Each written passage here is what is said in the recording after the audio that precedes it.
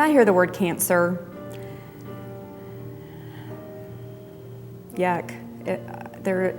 It's not a word, it's a feeling, it's just a pit in your stomach. Fear and dread and difficult treatment. The silent killer somehow gets such a foothold before you know you have it. It makes me think of the many, many different kinds. There are so many different kinds and so many different stories. There's a different story for every type. That's something that is not necessarily going to take your life, that people can survive that, and they survive it every day. Cancer means pain. It means that the families and patients are going to be undergoing a lot of challenges. It can mean grief, but it can also mean hope. And I think that's what we're all about here tonight, is talking about hope. There are people in Central Texas, in our community, who have amazing stories of struggle, stories they lived.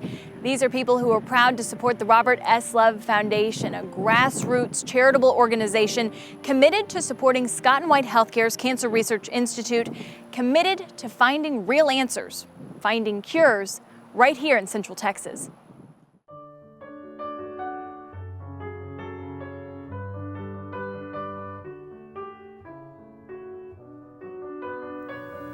My journey with cancer with Robert started, 8 years before he passed away. So it was a very long and lengthy illness. We had 3 children at the time, and Kelly was about 2, and he had his first experience with the cancer and surgeries that followed that first time. It took about 8 years. Every year was a surgery. We were able to just live our daily lives fairly much at ease, without a lot of fear that the cancerous tumors would reoccur. So I guess when we realized it was about, after he had the disease, maybe 5 or 6 years, and we had tried various chemotherapies, and the surgeries were getting to be useless, so to speak. The tumors just kept reoccurring, and there was really nothing else that they could do. And as soon as one surgery was over, we would find another tumor, and he'd have to go back into another surgery. So I would say, after about 5 or 6 years, about 2 years before he passed away, we realized that this was probably not going to get any better, that there was really no cure for what he had. It's very hard when it's your loved one, you're watching someone else. He said over and over that he was glad it was him, because it would be very hard to sit in the position of watching the person that you love. He always said, I don't know why it's not me. I'm glad it is me. He never questioned why me. He said, instead, why not me? I had been for a checkup, an executive checkup, for 27 years and had no problems whatsoever. Really never been in the hospital.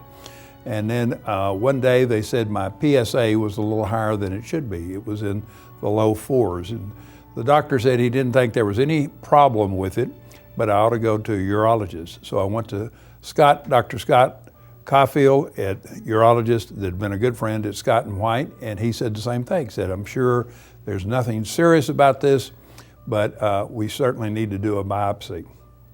And he said, afterwards, he said, you need to relax. I don't think there's any problems.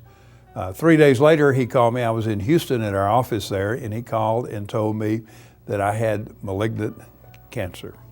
And it was just a great shock to me. Really had never been sick at that point. And so I talked to him for just a few minutes, and then, it just hit me so hard. And it was just hard to deal with. And that lasted for about 2 or 3 minutes. And I thought, well, I'm a Christian. Life has been very good, and the Lord will take care of me. Well, the next step was I called Scott Caulfield back at Scott & White, and I said, I have a question. And he said, your question is going to be, could you have gotten my biopsy mixed up with someone else's? And he said, absolutely not. He said, that's usually the first reaction. I said, well, that was going to be the question. And then the second question was, how do we solve this problem? I'm a person that has strong Christian faith, and I believe we need to face our problems head on and to deal with them. The next phone call was to my wife, Elizabeth. We'd been married 34 years at that time, and she was in Temple, and I called her from Houston and told her, and she was so supportive and greatly helpful. You know, I waited about 2 months, then I had prostate surgery at Scott and White, and again, that was a most unusual experience. Never been a patient in a hospital. I've been on Scott and White's board at that time for over 15 years, been the chairman of the board for 6 or 7 years, and I'd seen how magnificent Scott and White was, so I got to experience it firsthand, and had the surgery. The recovery was about 10 days, and I was able to continue my life. Well, I've had 3 family members that had cancer. My mother passed away at age 55 with Hodgkin's disease. But then my wife, Cindy, after 41 years of marriage, she got breast cancer, and she did not make it to the 3-year mark of surviving that. She did not take radiation. Chemo itself is a very difficult thing to go through.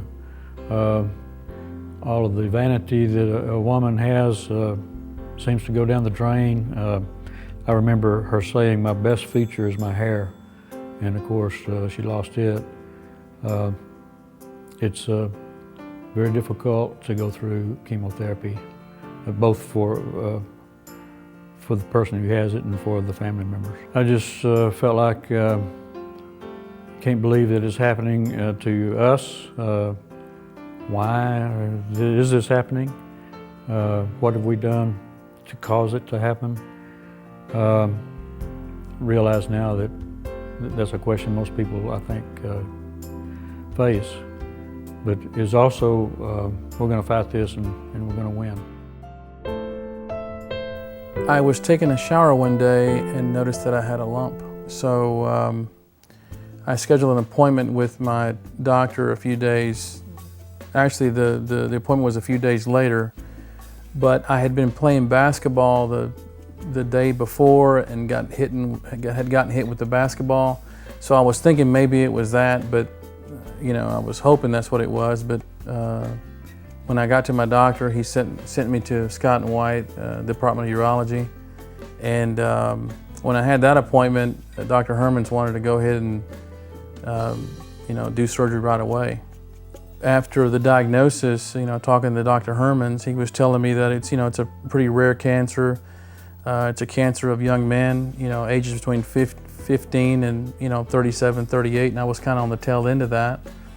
But that there was, you know, some good treatment for it, and that the survival percentage was pretty high depending on what stage you were in. And mine was caught early.